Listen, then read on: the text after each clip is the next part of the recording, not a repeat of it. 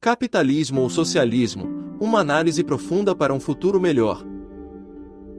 Já se perguntou por que o debate entre capitalismo e socialismo ainda inflama discussões em todo o mundo? Prepare-se para uma jornada informativa e reflexiva que desmistifica esses sistemas e convida você a formar sua própria opinião. No século XX, a Guerra Fria polarizou o mundo, exigindo uma escolha entre o capitalismo, liderado pelos Estados Unidos, e o socialismo, liderado pela União Soviética. Essa divisão ideológica moldou a geopolítica global e influenciou profundamente a vida de milhões de pessoas. Hoje, com a Rússia adotando práticas capitalistas e o socialismo ganhando espaço em discussões nos Estados Unidos, a dicotomia parece menos rígida. Mas será que realmente entendemos as nuances de cada sistema? Vamos explorar a fundo essa questão. A Revolução Industrial do século XIX, especialmente na Inglaterra, foi um período de grande progresso tecnológico, mas também de intensa exploração da classe trabalhadora. As condições eram desumanas, com horas de trabalho exaustivas, salários miseráveis e trabalho infantil generalizado.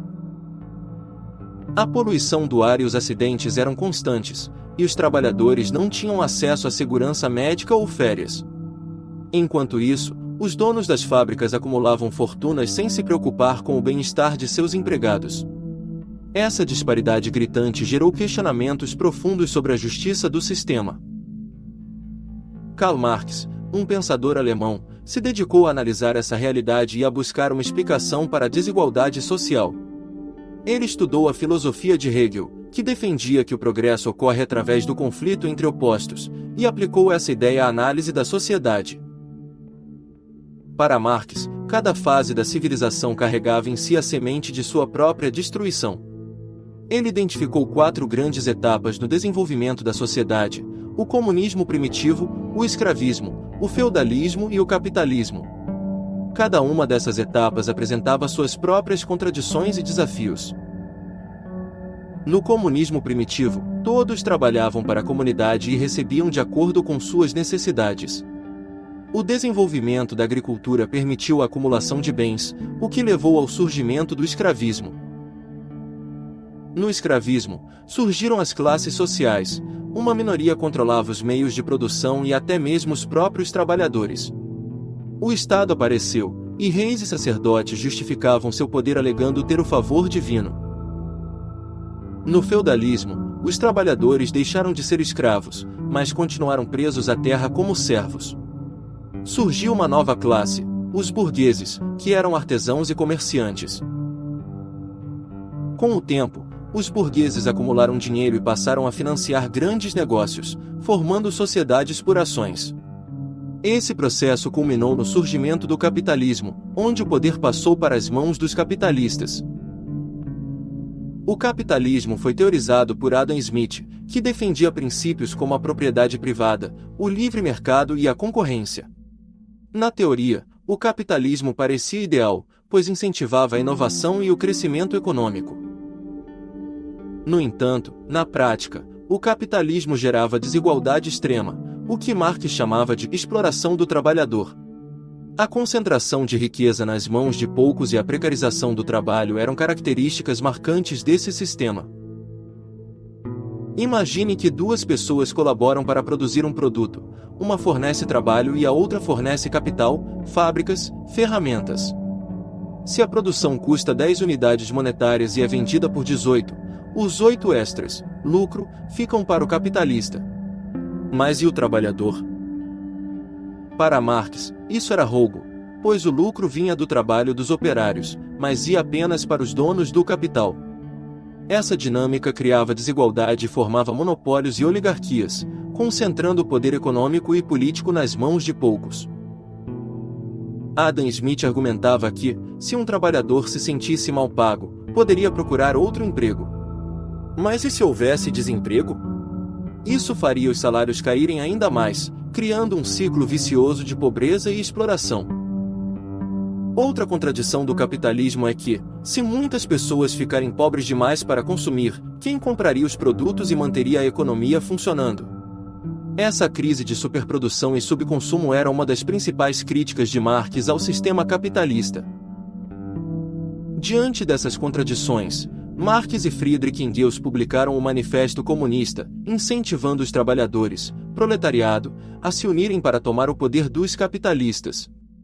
Eles propuseram o socialismo como um estágio intermediário antes do comunismo. As características principais do socialismo eram a propriedade social dos meios de produção, o planejamento econômico e a intervenção do Estado. A ideia era evitar desperdícios e excesso de produção, regulando a economia para garantir o bem-estar de todos.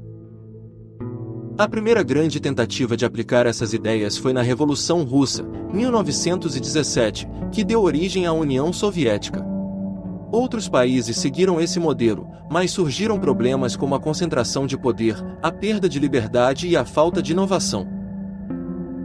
Apesar da ideia de igualdade, na prática, os governantes se tornaram ditadores vitalícios. Qualquer dissidência política era duramente reprimida, resultando em prisões e execuções. A falta de liberdade individual era uma das principais críticas ao socialismo. Como tudo era controlado pelo Estado, a criatividade e o avanço tecnológico ficaram limitados. A falta de incentivo à inovação e a burocratização da economia eram obstáculos ao desenvolvimento. Países como Cuba garantiram educação e saúde universais, mas enfrentaram escassez de alimentos e moradia, além da falta de liberdade política. O desafio de equilibrar igualdade social e liberdade individual continua sendo um dos principais debates em torno do socialismo. Se nem o capitalismo puro nem o socialismo puro são soluções perfeitas, qual é a alternativa? Atualmente, a maioria dos países adota modelos híbridos, que combinam a economia capitalista com políticas sociais.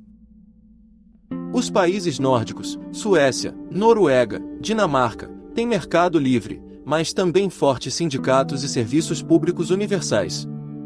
Esses países investem em educação, saúde e bem-estar social, garantindo uma alta qualidade de vida para seus cidadãos.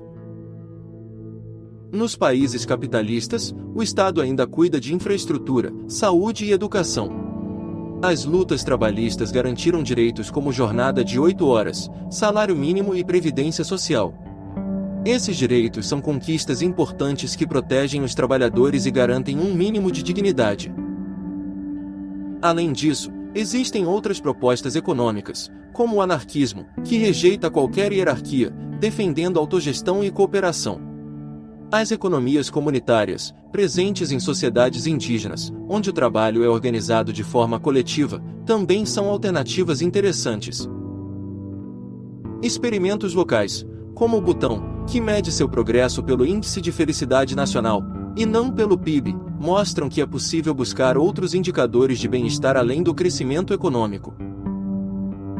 O capitalismo e o socialismo são apenas duas das muitas formas possíveis de organização da sociedade. O sistema econômico pode e deve evoluir para atender às necessidades e aspirações das pessoas.